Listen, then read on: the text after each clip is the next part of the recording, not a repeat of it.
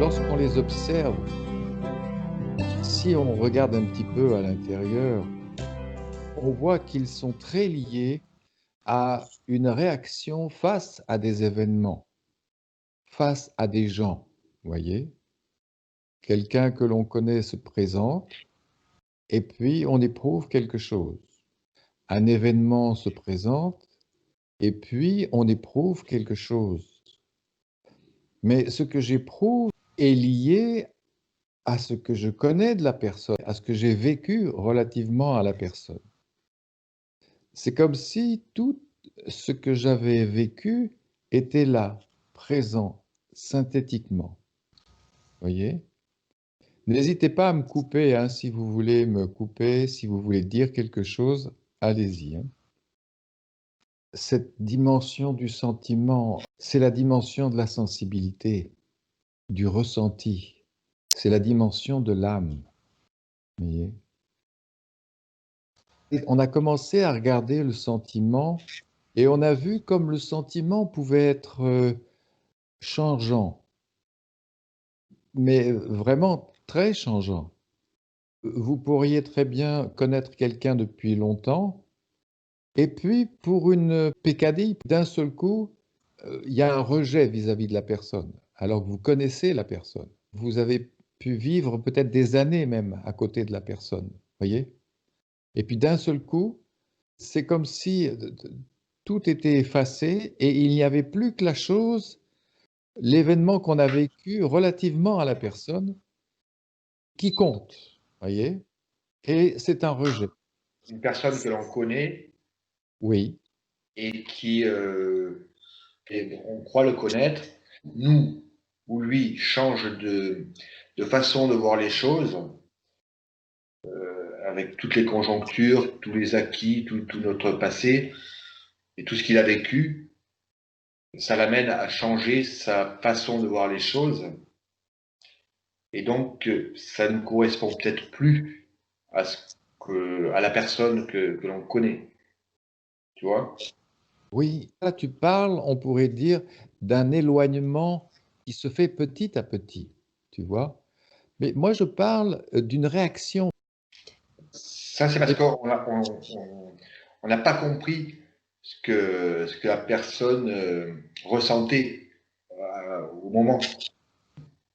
On n'a pas analysé, si tu veux, cette réflexion qui nous a pas plu. ça peut être ça, oui. Si Oui, oui. parfois, moi je sais que ça m'arrive d'entendre une réflexion, de me prendre la tête, comme on dit, avec cette personne, et puis je rentre chez moi, par exemple, et je réfléchis à cette tension qu'il y a eu entre cette personne et moi, et je me dis finalement, j'ai pas tellement compris ce qu'il voulait, C'est très juste. tu vois. Il il y a un regard à porter sur la réaction de la personne. Si Voilà. la personne ne s'est pas bien expliquée, si elle n'a pas osé dire les choses ouvertement, on va dire, elle a eu peut-être une réaction à un moment donné. Nous, on a reçu sa réaction et on est nous-mêmes en réaction après. Voilà. Et là, il y a comme un rejet. Voyez le sentiment. Maintenant, le contraire est possible. Voyez, on est avec quelqu'un, on le voyait d'une certaine manière, et puis on le voit sous un jour nouveau, à l'occasion d'un événement, à l'occasion d'une rencontre, et notre sentiment change vis-à-vis de lui. Le sentiment exprime une perception de l'esprit, voyez? Aussi, c'est étrange, c'est pourquoi c'est comme un elle change, c'est le bon qui s'efface plus vite et le mauvais il reste. Pourquoi? Ah, C'est ça, c'est incroyable. une C'est question c'est formidable. quelque chose de mauvais, il était beaucoup quelque chose de bien, mais c'est comme d'une mémoire, il y a on efface, on efface. Exactement. Mais C'est ça, juste. c'est sur l'impulsion qu'on fait ça. Parce Oui, qu'on oui, n'a pas compris, si tu veux, le cerveau, il est tellement complexe, que ce soit celui de Jean-Marc, celui d'Irina, celui de Pascal, celui de Jean-Marc, le mien, ou ceux des autres, le fonctionnement des réflexions de la pensée, du mental, du conscient est tellement complexe que des fois, on dit des choses qui vexent, que l'autre ne comprend pas, ou que nous, on ne comprend pas. Et ça casse, si tu veux, l'amitié, le sentiment qu'on a vis-à-vis de cette personne. Parce qu'on ne comprend pas. C'est comme après, quand tu prends comme je disais tout à l'heure, quand tu prends cette masse d'informations que tu as eue lorsque tu t'es fâché avec cette personne pour la réflexion qu'il a faite ou que toi tu as faite, quand tu analyses des fois, je dis bien des fois parce que ça, tu arrives à comprendre cette façon de penser, cet argument qui t'a vexé, tu vas plus loin et tu te dis pourquoi je me suis fâché avec cette personne. Et c'est vraiment une question très intéressante. Alors oui, c'est vrai, la psychologie humaine Parce que moi, est complexe, mais excuse-moi, attention, essayons de voir l'élément central qui fait que, comme le disait parfaitement Irina, il y a soudain une réaction, un rejet qui efface tout le reste. c'est vrai. C'est le beau comme ça. Ça, c'est une C'est perception très importante. la Et il dureté du faudrait... moi. Ouais. Pardon, C'est la Pascal, dureté du moi. tu as mis le doigt dessus. J'ai pas compris ce qu'elle a dit, Pascal. C'est La- la dureté du moi qui fait surface et qui efface tout. C'est exactement ça. C'est le moi qui vient devant et qui, par réaction, parce qu'à un moment donné, quelque chose ne lui a pas plu, rejette totalement la personne. Hein? Alors qu'il a pu y avoir et des mois et des années même, on dire, de relation, D'affection, d'affection, et d'un seul coup, le moi vient au premier plan et rejette la personne. Hein? Et ce rejet est capable d'effacer tout. Ce phénomène, ça m'est arrivé avec un ami de longue date. C'est après cette réflexion a posteriori, je suis retourné voir cette personne que j'aimais beaucoup, c'est une belle personne. Après la discussion, on est arrivé à se comprendre, à comprendre les choses. Si tu rejettes un ami comme ça sans comprendre, tu peux rediscuter avec lui, puis ne toujours pas comprendre, et bon, t'es fâché, mais recréer, essayer de comprendre cette façon de penser ou la tienne, c'est important de savoir ça. Pour ta conscience, pour ton passé, pour ta mémoire, c'est important. Pour ta Oui, mais ce conscience. qui est quand même important de voir, c'est la cause de la réaction. Oui, c'est ce que je Et t'ai la dit. cause de la réaction, c'est un moi qui a rejeté d'emblée quelque chose qui l'a blessé. On a été blessé dans notre moi et la réaction a été de rejeter l'objet à Exactement l'extérieur. ce que je t'ai dit. Qu'est-ce qui s'est passé au moment où il y a eu le rejet, la réaction?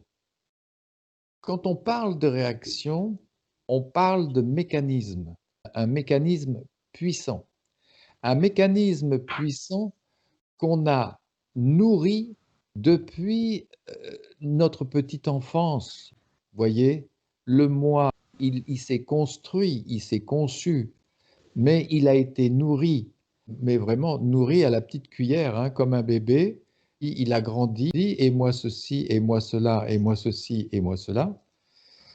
Et Il y a la société qui nous a fait ça. Comme disait Jean-Marc l'autre jour, la société, parce que j'ai vu la discussion, j'ai un peu regardé, je veux dire, on s'enferme dans ce que la société nous apporte. La société veut nous centraliser, nous apprendre à voir ce qui est bon, ce qui n'est pas bon, et elle nous enferme. Et il le disait très justement, Jean-Marc, au bout d'un moment, on se sent étouffé par tous ces phénomènes, toutes ces lois, tous ces trucs. Il en faut des lois, hein, je ne dis pas qu'il n'en faut pas, mais il nous étouffe à la fin de l'heure. Il n'y a plus de notion de moi, de notre conscience. Ils veulent nous canaliser, si tu veux. Et ça, Alors, il faut ça, essayer d'éviter ça. c'est le contexte dans lequel nous vivons. Voilà. Mais pourquoi tombons-nous dans ce piège? Parce que nous n'avons aucune lumière sur la nature de la vie en nous. Nous avons conçu un moi dans une totale obscurité. Et il est vrai que la société autour de nous nourrit ce moi. La société autour de nous nous dit, mais vous devez être quelqu'un. Vous devez être quelqu'un comme Et elle qui ceci, nous apprend. comme cela, comme ceci et comme cela, et devenir quelqu'un dans la société. Mais si nous avions une claire vue de la nature en nous, nous ne pourrions plus tomber dans ce piège, voyez, parce que nous sommes identifiés à tout. Et c'est cette identification au corps, cette identification au mental, aux pensées, aux sentiments. Vous voyez, on parlait des sentiments tout à l'heure. Le moi, lui, va réagir. Si quelqu'un nous dit, mais pour qui il se prend celui-là? Ou voilà, qu'est-ce qu'il m'a fait? Et il m'a fait ceci, et il m'a fait cela. Vous voyez? C'est un moi qui réagit. Alors, vous voyez, le fond de ce piège dans lequel nous tombons, c'est l'ignorance sur nous-mêmes. La société ne nous aide pas. Le contexte ne nous aide pas. Tu as 1000 fois raison, Philippe, c'est sûr. Mais malgré ce contexte, il va falloir que l'individu fasse se volte-face vis-à-vis de lui et qu'il se remette lui-même en question. Il faut le faire. Il faut le faire parce que sinon, on tombera éternellement dans ce piège et on vivra comme vivent et la plupart des gens qui vivent sur Terre, c'est-à-dire une vie sociale, une notion de moi et je dois faire ceci, on doit faire cela, on doit vivre comme ceci, on doit vivre comme cela. On est dirigé On est dirigé par la et société. par la société, mais à cause de cette ignorance sur nous-mêmes. C'est ça qu'il va falloir intégrer dans notre vue des choses. Si maintenant j'étais conscient vraiment, tout au fond de moi-même, de qui je suis en tant que corps physique, en tant que, vous voyez, on essaye en ce moment de découvrir la nature psychologique, la nature mentale. Et si maintenant on voyait cette nature telle qu'elle est, et qu'on comprenne qu'il y a des choses extraordinaires en nous, qu'il y a une lumière qu'on appelle la conscience et qui éclaire notre vie. Vous voyez, cette ouverture de la conscience, cet élargissement ferait que, évidemment, on verrait la société, on verrait des milliards de gens qui sont dans ce piège de l'illusion. Mais nous n'y serions pas, vous voyez. Alors, évidemment, il y a l'extérieur qui nous influence, qui nous pousse. Mais si un être humain met tout ça en lumière, il verra des autres lui-même autour de lui, mais qui n'ont pas conscience d'eux, et puis c'est tout. Et qui font des bêtises, et qui font la guerre. Ce que tu disais tout à l'heure, il nous conditionne, il nous oblige à faire certaines choses qui sont pas. Oui, alors, On n'est pas obligé d'écouter non plus. J'écoute oui, ce que j'ai envie exactement, d'écouter, ce que je suis obligé d'écouter. oui, mais on ne peut pas sortir de la société telle qu'elle est, puisqu'elle est construite et elle est conçue comme ça. Ouais. Mais nous, on peut se dégager du piège dans lequel on est pris en découvrant la nature de la vie. Évidemment, tu vas me dire, oui, mais tu vas travailler, tu es obligé de gagner de l'argent, Oui, mais tu ça, c'est. es obligé de payer ton loyer, tu es obligé de payer tes impôts, tu es obligé de... Oui, on est obligé de faire tout ça. Oui, il y a des règles qu'il faut. Bon, Mais on est bien obligé de faire. sûr, on est dans une société, dans un contexte où on doit faire des choses. Oui. Irina doit travailler, Philippe, bien, maintenant tu es un peu plus tranquille, mais Pascal doit travailler, je dois travailler. Mais il y a l'aspect psychologique et comment je vais vivre cette vie au sein de la société. C'est là où les choses peuvent changer. Tu peux me dire, mais si tu changes, tu ne vas pas changer la société. eh bien, tu vas la changer à ton niveau, à toi. Quelqu'un qui change, qui découvre la nature de la vie en lui, change le monde. Il ne le change pas complètement et totalement, bien sûr, mais il apporte sa lumière au monde, tu vois. Et c'est ça qui manque, c'est ça qui nous manque. Si plus de gens se tournaient vers la vie, et si plus de gens apportaient cette lumière, cette énergie au monde, mais le monde changerait vraiment. Dans une dernière discussion, Jean-Marc parlait d'une expérience qui a été faite dans une ville où le taux de criminalité, je crois que c'est en Amérique, était très élevé. Et on a fait venir des gens qui se sont mis en méditation dans cette ville à des heures bien précises. Et ils ont noté, c'était une expérience officielle, hein, que la criminalité avait baissé d'au moins 25%. Et ces gens se mettaient en méditation, en connexion, et ce rayonnement d'un être humain qui se connecte à son être, cette vibration-là émane dans le monde, rayonne dans le monde. Si vous changez, le monde change. On ne peut pas changer le monde totalement et véritablement, mais nous, on peut faire quelque chose en nous et vivre cette vie différemment. Ça, il faut le faire. Moi, j'ai attendu à l'école aussi, et c'est dans quelques écoles, avant de commencer les cours, on commence par les méditations. Je sais pas, C'est formidable. Eh oui, voilà, voilà des gens les intelligents. enfants, ils sont devenus plus calmes et plus attentifs. Et voilà. Et oui, c'est beau de voir ça. Qu'est-ce que tu veux? Nous avons une nature paisible en nous, au fond de nous. Une nature amoureuse, une nature sensible, une nature, je dirais, intelligente naturellement. Voyez? On ne parle pas d'un moi intelligent, d'un moi qui a des connaissances, d'un moi qui a fait des études ici et là. On ne parle pas de ça. On parle d'un rayonnement propre à tout être humain, qui est au fond de chacun de nous. Et c'est lui qu'il faut rejoindre. C'est lui qui doit rayonner dans le monde pour que ce monde devienne plus humain. Voyez?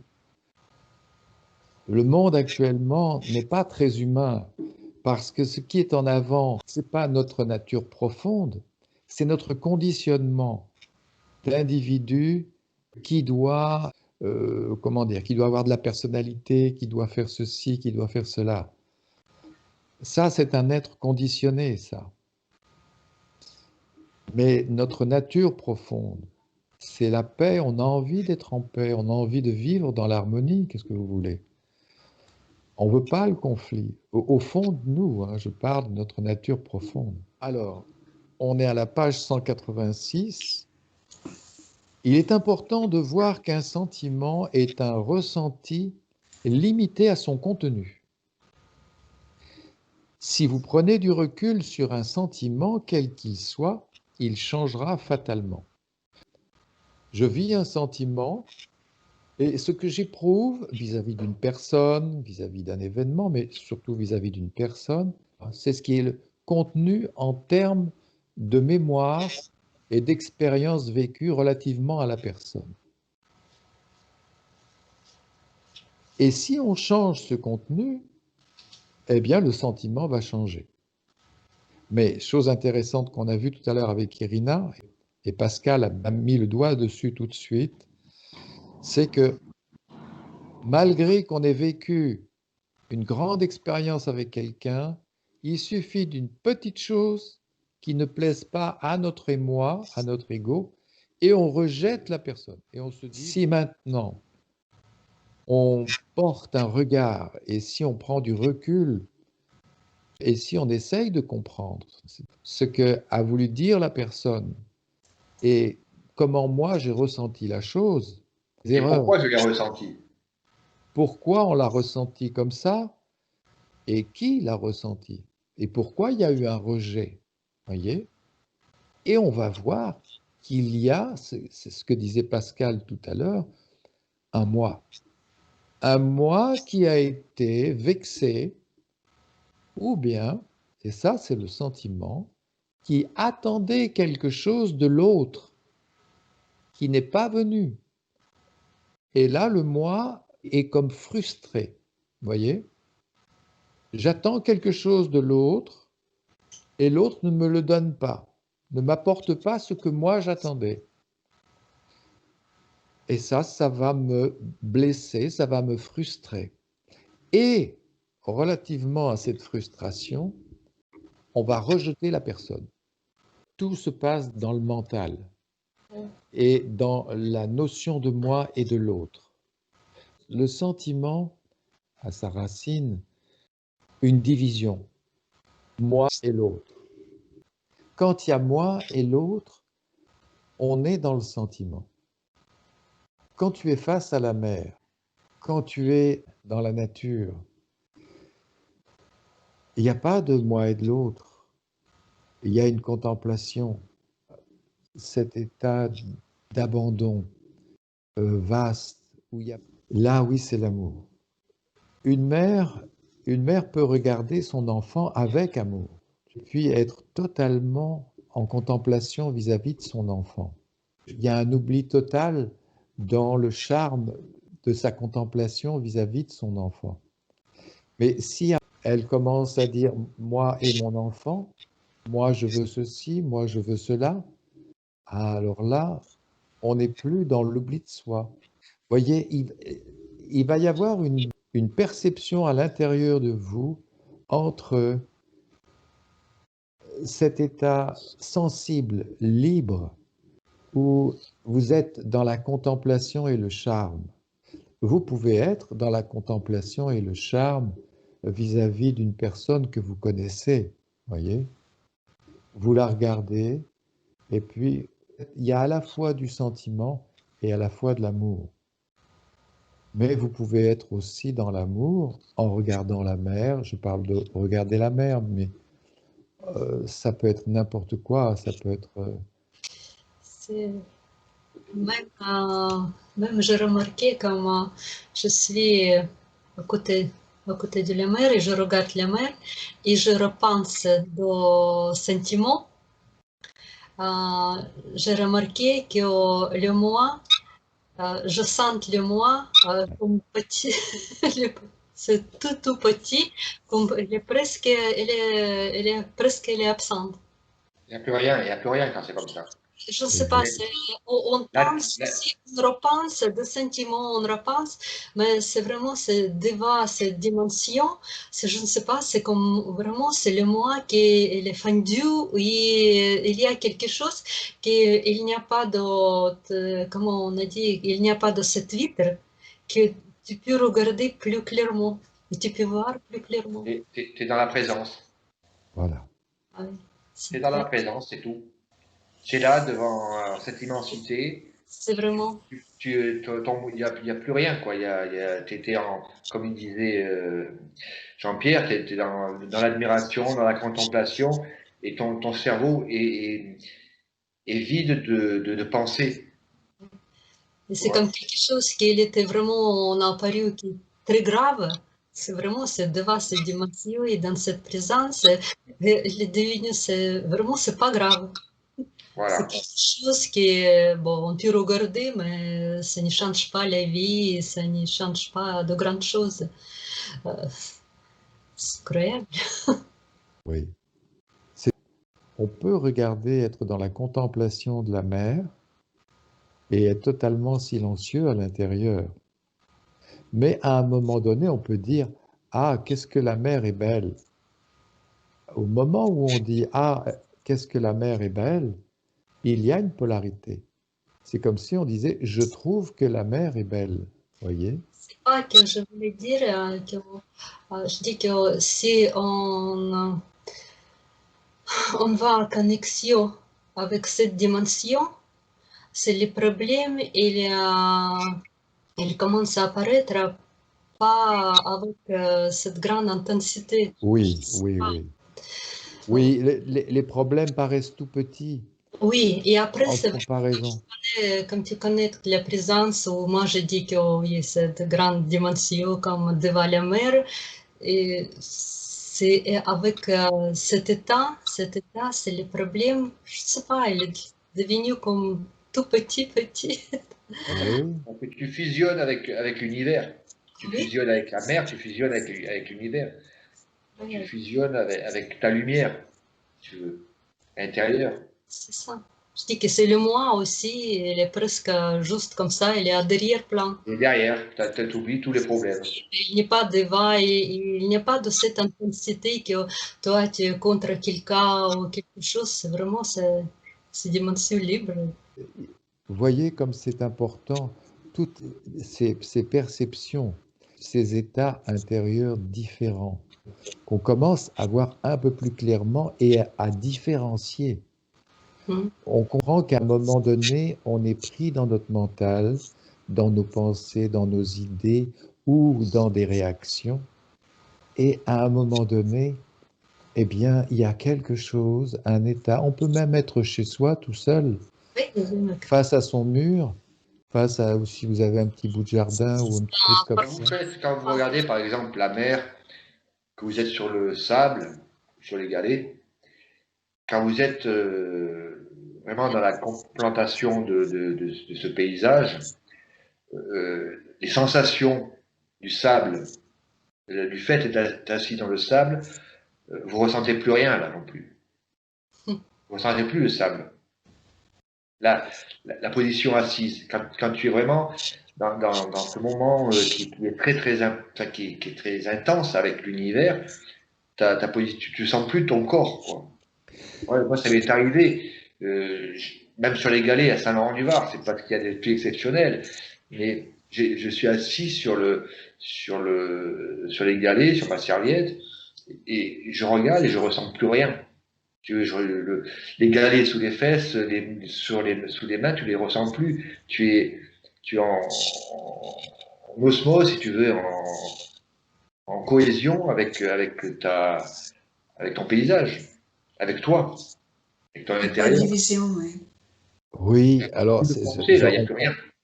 on peut employer le mot de Pascal, on est en fusion, voyez, on est Oui. en unité. C'est ce que j'ai cherché comme Ah, mot, il n'est pas sorti. on est, Trop de mots. on fait partie du tout, on est dans le Voilà. tout. Oui, voilà. Alors là, évidemment, on n'est plus dans le sentiment. C'est pas quelqu'un qui pense, on n'est pas en train de penser sur le tout, ou sur le ci, ou sur le là, ou sur Dieu, ou patati, ou patala. Il y a cet état au-delà du mental, vaste. Et, et là, on touche à quelque chose où on se dit, mais voilà notre nature profonde. Voilà ce que je suis moi, au fond de moi. Voyez? C'est ce que nous sommes vraiment. Et voilà pourquoi on est si malheureux dans ce monde humain où Quand tu ressors, excuse-moi, quand tu ressors de là, de cette sensation que tu retombes sur Terre, comme on dit, tu es déçu, quoi, des fois. Hein. mais oui, Tu es mais déçu. bien sûr, C'est un autre univers, quoi. mais oui, C'est l'univers du conditionnement, comme je dis. oui, du conditionnement et de la limite. On retombe dans les limites, tu vois. Voilà. Alors que dans cet état, on a l'impression il n'y a plus de limites. C'est vaste, c'est immense, voyez. Et puis dans cette immensité, il y a une paix, il y a une grande paix, il y a une grande harmonie. Voilà. Voilà ce que nous sommes au fond de nous, ce que tout être humain est au fond de lui. Et voilà pourquoi les êtres humains sont si malheureux dans leur monde, qu'ils créent un monde avec un moi, un monde égoïste, un monde étroit, et il faut être comme ceci, il faut être comme cela. Mais au fond d'eux, les êtres humains sont vastes. Il y a cette dimension vaste au fond de chaque être humain. Mais les gens sont tellement conditionnés, comme je dis, certains essayent, comme nous on le fait, Voilà. et il y en a qui n'y arrivent pas, ils n'ont plus envie de voir. Dans leur, dans leur je dois faire ci, je dois faire ça, je dois être ci, je dois être là, je dois arriver au sommet de je sais pas quoi. Tu vois, ils sont tellement conditionnés qu'ils pensent même plus à regarder ça. Alors, comment vont-ils pouvoir sortir de cette sphère étroite? Eh bien, en souffrant. Il va falloir qu'ils souffrent beaucoup. Si maintenant vous êtes là aujourd'hui, si on est là en train de parler de ça, c'est que quelque part vous souffrez. Vous souffrez de cette vie étroite mentale et vous commencez à goûter à autre chose. Et vous savez au fond de vous que cette autre chose, c'est votre nature profonde. C'est ça qu'on veut au fond de nous. C'est cette liberté, cette paix et cette immensité. Évidemment, on remet beaucoup de choses en question. En nous, c'est chaque individu par individu qui va pouvoir faire sa propre révolution. C'est chaque individu qui va devoir réaliser ce chemin. Il faut que les personnes en prennent conscience. Exactement. C'est l'âme qui va aspirer. Et elle va aspirer à cette prise de conscience lorsque elle va souffrir. C'est la conscience qui va faire ça, non? C'est l'âme vraiment, la sensibilité qui va souffrir à un moment donné et qui se dit, mais je ne peux plus rester là-dedans. Il faut qu'il se passe quelque chose. Ça ne veut pas dire qu'on doit partir, qu'on doit tout plaquer, qu'on doit faire ceci ou cela. C'est pas du tout ça. Mais simplement, je vais commencer maintenant à mettre de la lumière dans ma vie. Souffrir. Et ça, on l'a déjà vu depuis le début, qu'on pouvait souffrir physiquement. Si maintenant, dans un contact, on n'est pas en harmonie avec l'objet de contact extérieur, si je mets ma main dans le feu, par exemple, voilà, ma main n'est pas faite pour être en contact avec le feu. Donc, je vais briser l'harmonie du corps et je vais souffrir. Mais on a aussi une autre forme de souffrance psychologique, celle-là. Et on commence à la voir dans le sentiment. Voyez, on est maintenant dans une dimension mentale, psychologique, humaine. Et c'est dans cette dimension que l'on souffre, voyez. Et on est en train d'aborder ce qui est au cœur de cette souffrance qu'on appelle le sentiment. On peut souffrir aussi du sentiment de solitude, du sentiment, voyez, comme on l'a dit, du sentiment d'être dominé, d'être dépossédé. Alors il va falloir regarder tout ça. Pourquoi je souffre du sentiment de solitude?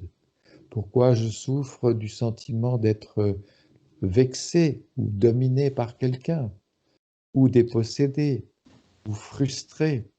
Frustré d'un plaisir, voyez? Voyez? Le corps peut nous faire souffrir s'il n'est pas en harmonie avec l'extérieur, mais ça c'est très simple, voyez? Mais l'aspect psychologique, la dimension psychologique crée beaucoup de souffrance dans l'humanité. On ne lit pas assez le livre. Alors on va lire un peu plus le livre. Mais c'est bien parce qu'on a dit des choses là qui sont très importantes et qui sont liées au sentiment, vous voyez. On commence un petit peu à être un peu plus lucide et conscient du sentiment. On va un peu plus loin.